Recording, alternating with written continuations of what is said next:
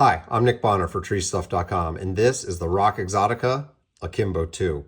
Rock built on the popular Akimbo 1 platform, which was one of the most popular climbing devices ever, and they have really improved it. Let's take a look and check it out. So first thing that I notice, or first thing I checked, I guess, is does it open and close the same way? This is what I loved about the Akimbo 1 and what I think everyone notices right away. Just handling it, I can see that this is sprung up here. That's different than the Akimbo 1. And as I open it up, I'm going to note that this main cam is not sprung. So that's a big difference in how this device works, and it's going to increase the slack tending capability and decrease the sit back. Also on the outside, we see that this tending point has been beefed up. This is stronger. It's not going to break. I really like to see that. And looking at the adjustment, I see that the really wide range of customizable adjustment is still here. We've got A through G at the top and 1 through 7 at the bottom. Go ahead and lock those up.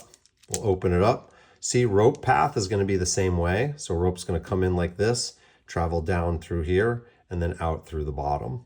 Take a quick look at how the adjustment works. So we can see these adjustment pins are fixed in place. They don't want to move. But if I go here and I free this, that's going to let the pin slide out.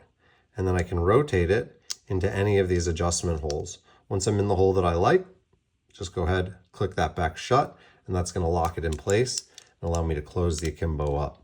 When you're adjusting this, always make sure you do a function test on the ground. There's a lot of different combinations, so you're bound to find one that's perfect for your weight and rope combination.